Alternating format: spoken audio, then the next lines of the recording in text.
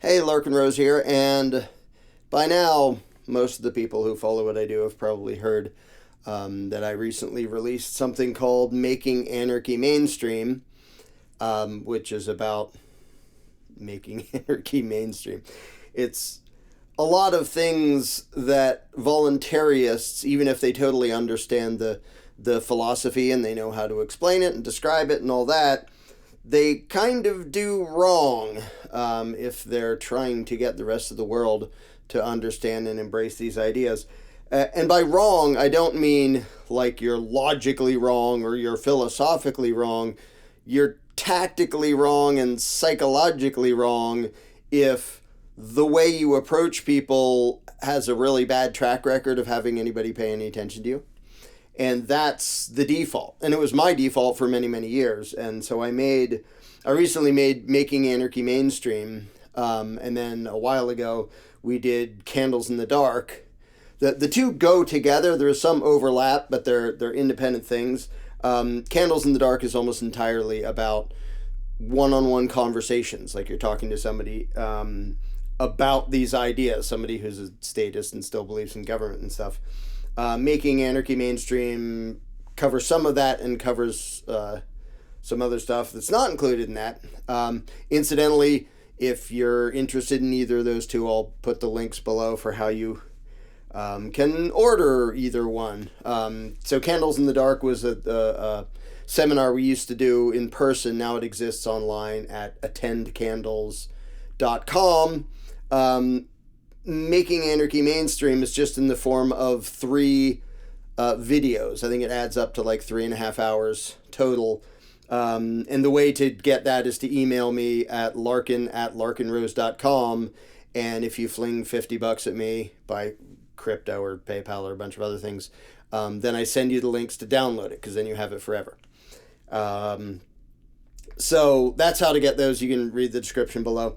Both of them include talking about how the goal is not to bludgeon over the other people over the head with what you believe, because that doesn't work. Even if what you believe is totally right and logical and rational and moral and principled and all that, psychologically it just doesn't work to be all preachy at people and approach them as if you're gonna basically logically bludgeon them into agreeing with you. It just doesn't work.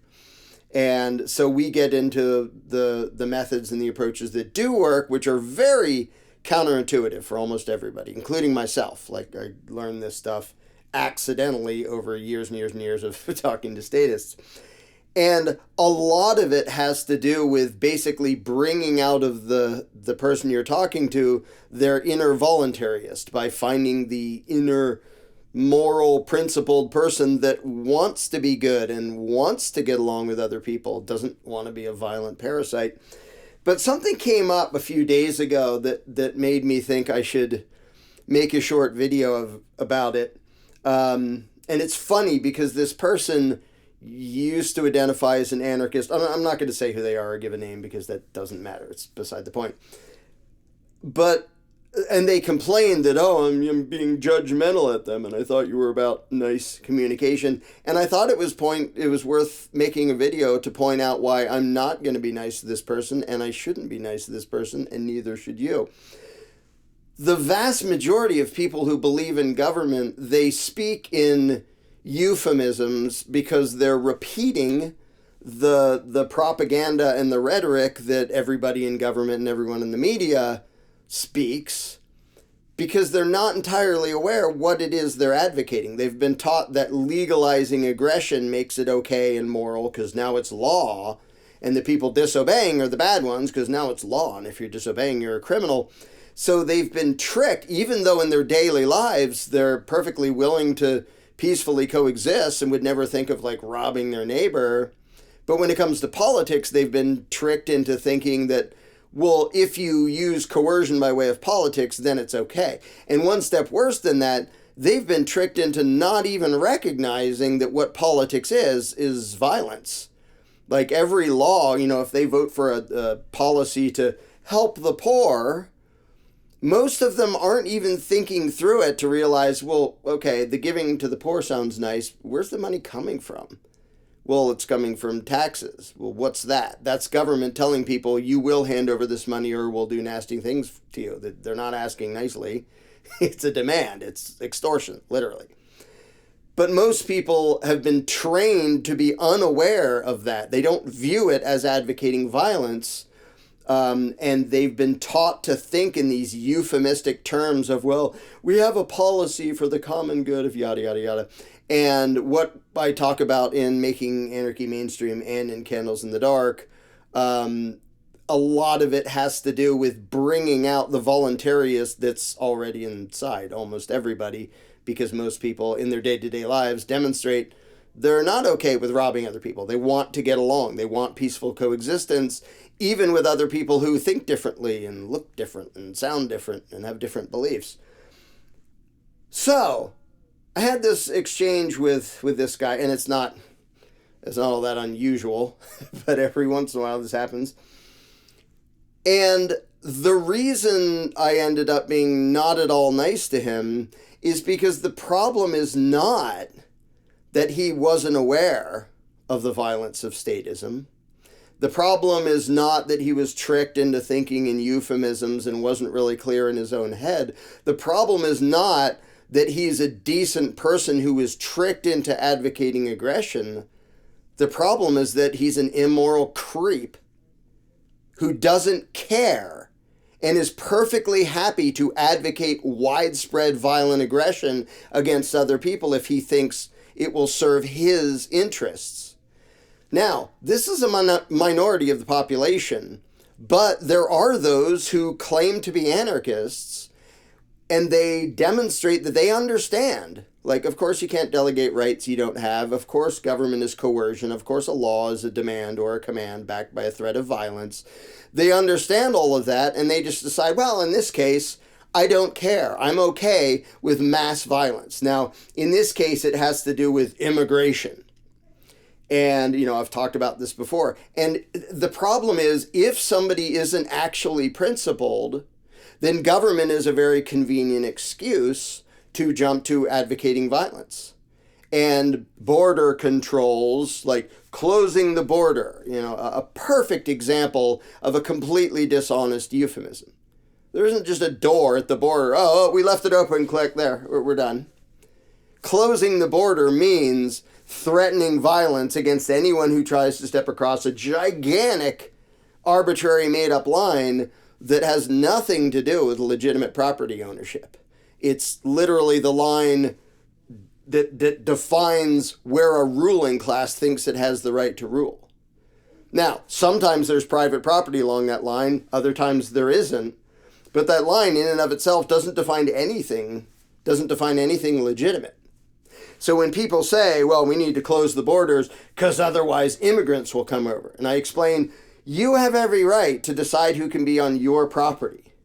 You don't have any right to use violence to decide who can be on my property, or that guy's property, or this guy's property, or anybody else. And it's one of those things that most people who advocate border controls will think in terms of generalities and start with the assumption that government is legitimate and okay, and so they're advocating this policy because, every government does this and every country has blah, blah, blah, blah, blah, blah. So it's a given, and they're not examining it, and they're not looking at the specific reality of what they're condoning. And so if I break it down to that, because one of the things we focus on is asking questions that are personal, literal, and specific. And if I say, okay, let's say we're in the woods somewhere up north, and it happens to be where that line between Canada and the U.S. is, no private property, just in the middle of the woods. And you can go to Google Maps and zoom in on it and see, oh yeah, there's a little fence, middle of woods, nowhere near where anybody lives. This isn't private property. This is the ruling class of Canada says, we rule this. The ruling class of U.S. says, we rule this. And I'll ask the person, okay, if you're for closed borders, let's imagine you're standing up there in the woods on the U.S. side as American. Somebody comes from the other side. Let's say it's a woman with a kid walking through the woods, from these woods to that woods, not privately owned by anybody. Nobody's living there, hasn't been developed. There you are with a gun. Do you have the moral right to point it at this person that you don't know anything about and say, you don't get to cross that line. Not because this is my property, not because it's anybody's private property, but because the ruling class a few thousand miles away that claims the right to rule this hasn't given you written permission to step over that arbitrary line. And most people, if you make it that specific, they get really uncomfortable, as they should. And it's the same thing when you're talking about the southern border, and they're like, immigrants are coming over and they're criminals, and they're, Trump totally fed into that, the general thing of they're criminals and they're doing human trafficking, and which there's some massive irony there I won't really get into, which human trafficking is largely, when it comes to over borders, is largely a direct result of those borders being there. Because then there's a profit motive for smuggling people over. And they're bringing drugs in. Why is that profitable? Because of government laws outlawing drugs. So government makes a problem and then suggests more government violence to fix that problem. Now, my point here isn't even about border control or drugs or any of that. My point is about the fact that most people who believe in government only advocate the violence when it's under euphemisms and they don't view it as violence. Either they intentionally keep it sort of foggy in the distance of like, well, there have to be laws and you have to obey the rules and blah, blah, blah. Or they all the way don't even think specifically enough to realize that it's a threat of violence. Like I said, well, people can't come in. Well, yeah, they can. They go like this. There's a line and they go like this and then they came in. Well, no, you're not allowed to. Yeah, they are. As defined by the fact that they do. If lots and lots of people walk over the line from Mexico into the U.S., they were, by definition, allowed to do that. Nobody stopped them. Well, but it's illegal. Okay, what does that mean? It means the ruling class over there said you're not supposed to do that, and men with guns may come get you and take you back or arrest you or stop you at the border or whatever. But when people are thinking in these general terms, they're intentionally not thinking of the actual violence of, okay, I'm at the border, here's some random person who's, there may be a perfectly decent person, and they're just like, I want to come over here and get a job and work and take some money to my family. Do you have the moral right to point a gun at them and say no? No, it's not your property you're talking about. This is like middle of the desert somewhere. No, I've decided for some reason that I'm allowed to use violence to keep you off half a continent of which I own 0%, like maybe I own some little tiny piece way over there, and I'm going to threaten bodily harm and violence at you to stop you from stepping over the line based entirely on the fact that you don't yet have a piece of paper from the ruling class saying you're allowed to be over here. Somebody can look exactly like you and sound exactly like you, but if they have that piece of paper, I'm fine, come on in. But if you don't have the permission of the king, our representative republic, to step over that line, then I'm going to threaten you with bodily harm. And most people go, well, I don't want to do that. Yeah, you don't want to do it and you don't want to face the violence. Anyway, to get back to the point, this person used to be an anarchist, or they still half the time pretend to be an anarchist, and yet they advocate that violence. And that's when I stop being nice. Because this is a human being who is not mistaken. They're not duped. They're not deceived into thinking it's something that it isn't. They absolutely understand that it is immoral, violent aggression against a lot of innocent people, and they just don't care. They're perfectly okay with violent aggression and coercion and threats of, deadly force against millions of people they know nothing about based on the overall outcome. And when it comes down to something that basic, I think any moral human being needs to condemn them and tell them, stay away from me, please. Because if you demonstrate that you're okay with initiating violence against innocent people, if you think the outcome will serve you, how are you different than any violent thug in the world? Well, you're not going to be my buddy, because if that is the foundation of your philosophy, then if you think you can steal my stuff or kill me and steal my stuff, if you think that will benefit you, then according to you, that's okay. You're not civilized. you're not moral, you're not principled, you're a scary, stupid, violent animal. And the fact that the example you just made excuses for doesn't happen to apply to me because I'm not a Mexican trying to walk over the border doesn't change the fact that in principle you just admitted that you're a stupid, violent animal who is perfectly okay initiating violence against innocent people if the outcome is something you want. And again, I wouldn't at all be this judgmental for all the people who condone the exact same thing but aren't aware of it. All the statists who just think in terms of the muddled statist propaganda of, well, there's the law and authority and blah, blah, blah, and you have to get permission, and you have to, I'm okay with immigration if you do it within the system. All the rhetoric and all the propaganda and all the mush between their ears, keeping them from seeing the reality of it. But when I know somebody sees the reality of it, because they said they were before an anarchist, and then they're like, oh yeah, but in this case, I want this widespread violent aggression to happen. Ew, I'm not going to be nice. I'm not going to be gentle. The whole point of being gentle in Candles in the Dark and Making Anarchy Mainstream is that the vast majority of people don't know that they're condoning violence. They think they're peaceful people. They think they're peaceful, moral, nonviolent people. And they've been tricked into advocating violence. Well, if somebody sees through the trick and understands it and goes, yeah, you know, I would rather there only be this kind of people in this whole huge area. So I want there to be violent aggression across this gigantic line that's thousands of miles long because I think I would benefit. And that's just, for someone to do that tells me you have no morals. You're not a civilized human being. You're not a moral human being because you're okay initiating violence against innocent people if you think it'll benefit you, in which case, get the hell away from me, you psychotic animal. And so this guy is talking about how, all these people coming over the border down south. And the thing is, you're allowed to want certain things and at the same time understand that you don't get to initiate violence to get that. For example, if wherever I lived at any given moment, a bunch of people came in and bought up houses from all my neighbors, like voluntarily. It's not a military invasion. They just came in one by one, bought it. And they're people who speak a different language and have a different culture, and I can't talk to them because I don't know their language. Like, I would prefer that not happen. Like, there's a non-evil reason that most of the people in the world like being around people who are like them, who share a culture, share a language, whatever, because it's just convenient and comfortable. Like, I know what to expect, and I can talk to these people because we speak the same language.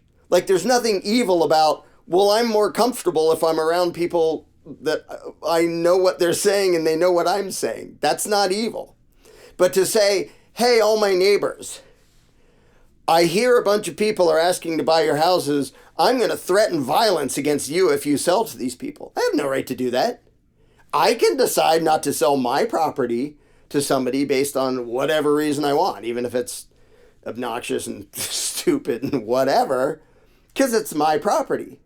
I don't have the right to use violence to tell everybody else around me what they can do with their property. And if the end result of that is, oh, they all sold their property to people I can't really relate to, and maybe I literally can't talk to them, oh well, like, I don't have to like it. It doesn't have to be great. I don't have to go, this is the best thing ever.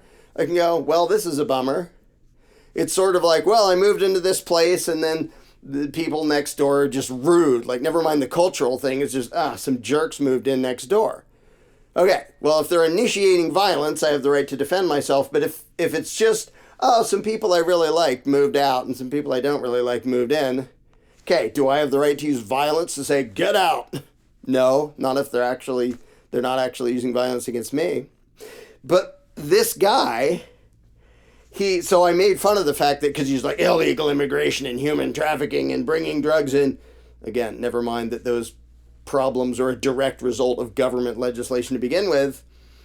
And so I sort of mockingly said, quote, bad things are easier if we don't initiate violence against millions of people based on what we think some of them might later do. Because that's that entire argument.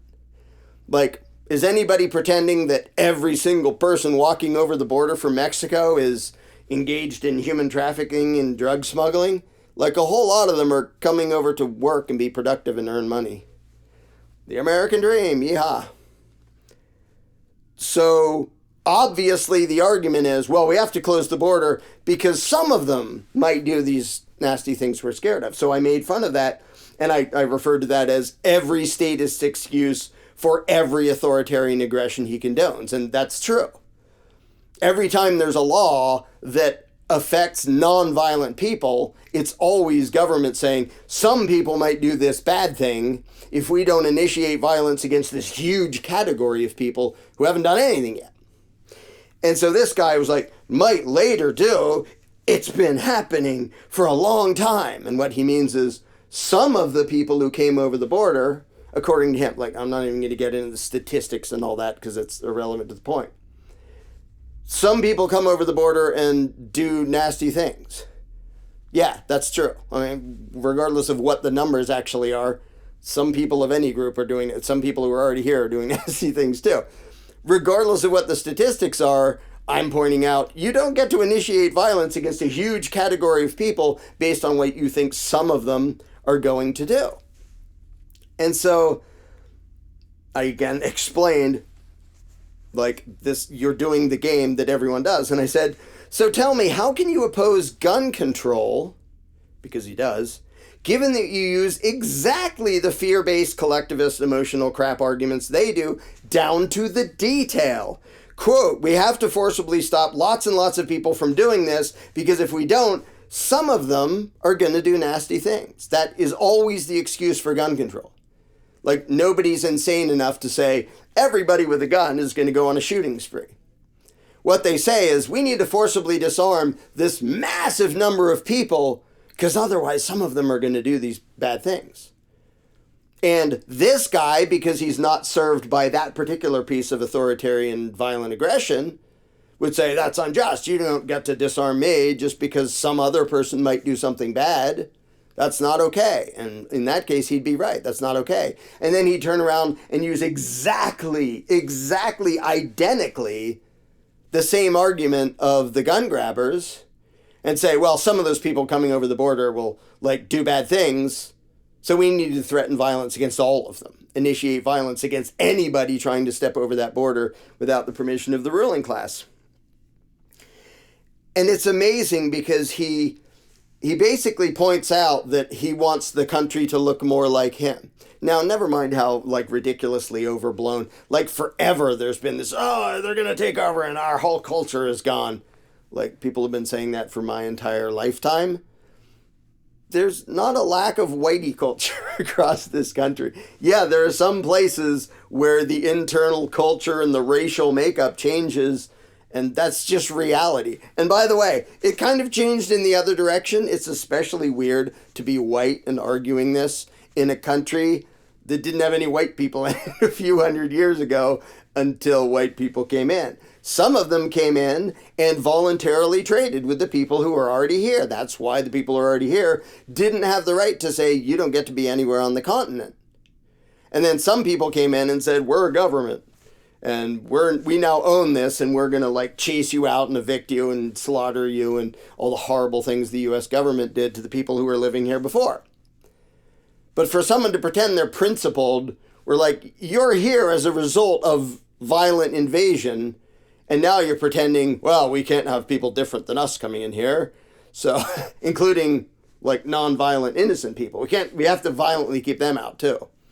It's like, a little bit of hypocrisy there. But he basically talks about, well, I don't want my culture ruined, or whatever. And he says, quote, anarchism doesn't have any measures to protect against this. That sums it up entirely. Anarchism, lack of a ruling class, peaceful coexistence, voluntarism, not initiating violence against other people, doesn't have a way to stop a voluntary outcome that you might not want. Therefore, this guy is like, okay, so let's go for authoritarian violence. And in which case, when you all the way understand that that's what you're doing, which he does, you're just saying, well, peaceful coexistence, won't let me have this whole country be the way I want it to look, which is super white or whatever this doofus is thinking. Yeah, it doesn't and shouldn't give you that. You have no right to that. You can decide who can be on your property. You don't get to decide who can be on half a continent because it's not stinking yours. But the fact that he says anarchism doesn't have any measures to protect against this, he's literally saying peaceful coexistence can't prevent voluntary outcomes that I might not particularly like, so I want to resort to widespread violent authoritarian aggression. Okay? At least he's honest. And I want to have nothing to do with him, and I will condemn him as a completely immoral psycho that I don't want anywhere near me. Because obviously his philosophy is, if the end benefits him, then the end justifies the means, including if the means is violent aggression. Which he basically came right out and said. And so I pointed out the gun control thing, and he flounders around. And then he complains that I was calling him names, and I was saying, you're being an evil, violent statist. And the funny thing is, he calls that name calling, and then 2 seconds later, he admits, well, maybe I'm a statist now. Because he likes the violence. You purport to be a leader in the field. When do I say I'm a leader? I say stuff. And other people agree, and other people disagree. And I like how he just projects the authoritarian template onto me. But that's beside the point. Then he says, and yes, I've changed from being a voluntarist to a statist because after years of research trying to seek answers, I've realized that anarchism can't sufficiently address many deeper systemic issues. He's admitting, I used to be a voluntarist. I used to advocate peaceful coexistence. There are two choices. You can be a voluntarist and advocate voluntary interaction, or you can be an involuntarist, in which case you're advocating violent aggression. And defensive force is not, defensive force is justified within the concept of anarchism and voluntarism. Like if there's an aggressor, you have the right to defend yourself. You just don't have the right to be the aggressor. And he's just admitting, well, I used to advocate peaceful coexistence and voluntary human interaction. Now I advocate violent aggression against innocents because the outcome is more what I would like. Now, I could get into the practical side of how insane and idiotic that is just tactically. Like, you really think that advocating government, it's suddenly going to do what you want and only what you want and serve your interests? Like, are you that dumb to think that government is ever going to do that? Like, you could want that, which is immoral. Like, you can want authoritarian violence to give an outcome you want. But why would you think that's ever going to happen? It's ridiculous tactically and completely immoral in principle. And so he was complaining that I was calling him names because I was condemning him for being an immoral person. Because he is.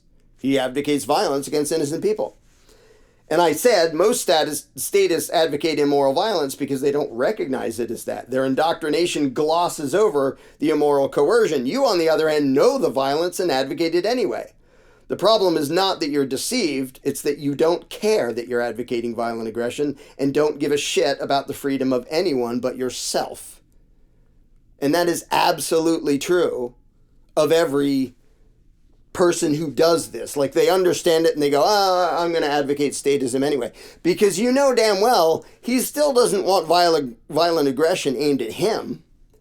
So he has no principles. It's not the don't do unto others as you don't want them to do unto you, which is the more specific version of do unto others as you would have done unto you. He doesn't want that. He wants to be left in freedom. He doesn't want violence against him, but he wants violence against lots of other people to get an outcome that he prefers, which is completely hypocritical. And again, why would he imagine that he's ever going to get his particular brand of violent authoritarian aggression and not some other brand where he's on the losing end, which is the only kind of statism he will ever see in his lifetime, and yet he's still cheering for a different kind of immoral statism that A, is completely bogus and evil, and B, he's never going to get anyway. But so I just openly condemn him And I point out, he said, and yes, I've changed from being a voluntarist to a statist. I said, well, at least you stopped pretending. And that is why you absolutely deserve to be criticized and condemned instead of being talked to gently, because you are choosing immoral, violent aggression openly and intentionally, not because you don't know what's going on, but in spite of you knowing exactly what it entails. And luckily, this is a small minority of people who become anarchists. That decide, well, now I want violent, immoral aggression. But it's worth pointing out, everybody wants freedom for themselves. Nobody wants to be on the receiving end of violent aggression. No statist ever wants that. What they want is violent authoritarian aggression to serve their ends, to serve their interests. And most people are muddle-headed enough that they don't really recognize that they're literally cheering for violence. But when someone clearly understands it and does it anyway, again, this is a tiny minority of voluntarists who do this, what else is there other than to condemn them as you're a violent psycho? And like, why should anybody ever trust you when you just openly admitted, yeah, I want violent aggression against a bunch of innocent people if it gives me the outcome I want? Okay, well, you've just established by your own words, nobody should ever trust you again. Nobody should deal with you.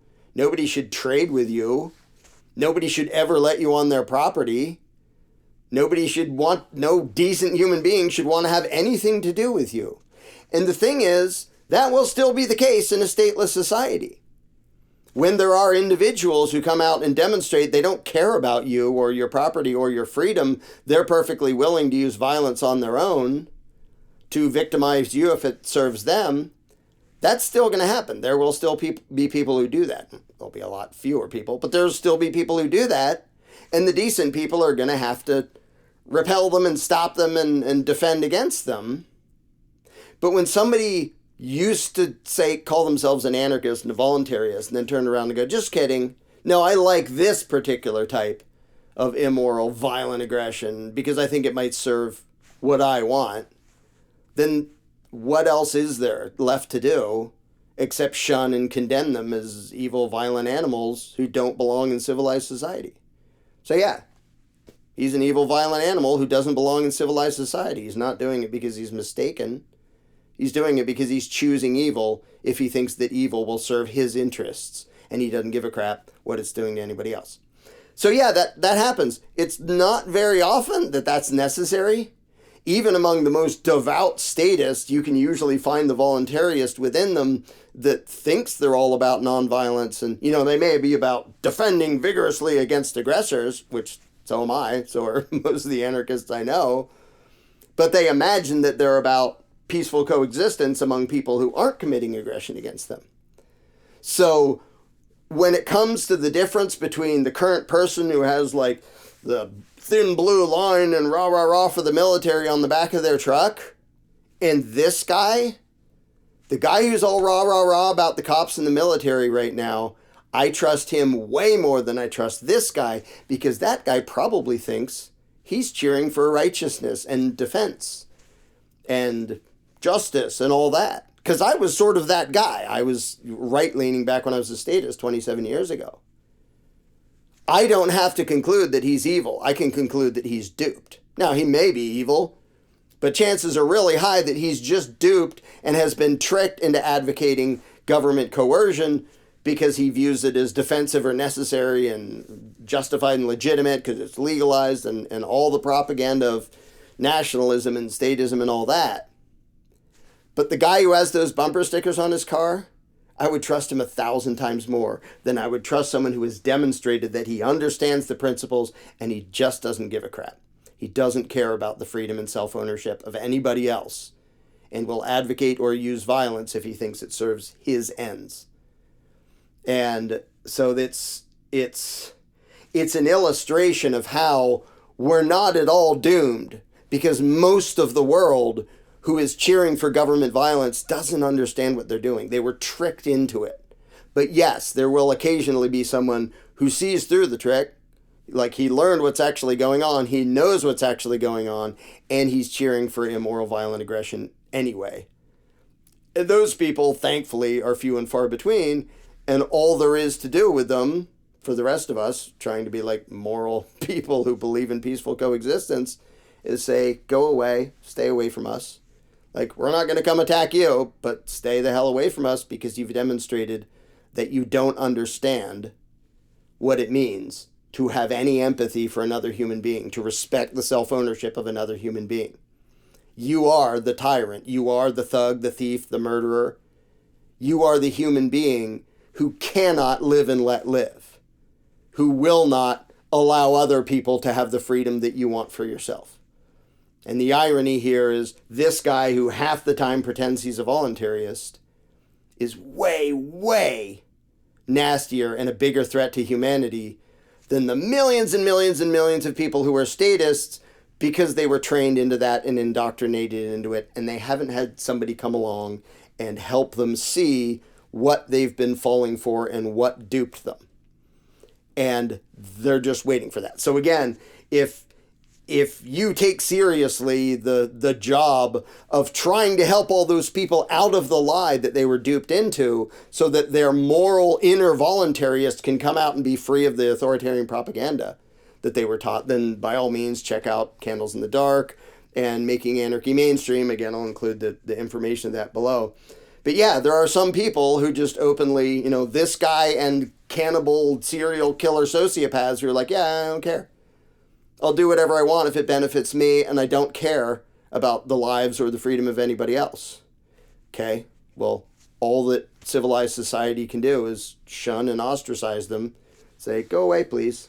We will have nothing to do with you because you don't know how to be a moral human being and you don't know how to peacefully coexist. So, yeah, there are some people like that, sadly. And you can't get through to someone's conscience if they don't have a conscience. Luckily, most statists absolutely have a conscience. They're trying to do the right thing. They're trying to be moral. They just have a bunch of muddled indoctrination in their head getting in the way of them seeing that they've been tricked into doing things that go against their nature, their conscience, their internal, sense of right and wrong. That if they would just go by that, they wouldn't be statists anymore. So, yeah, most of the world has been merely duped into accidentally cheering for destruction and violence and evil. But some people choose it, and all we can do with them is say, go away.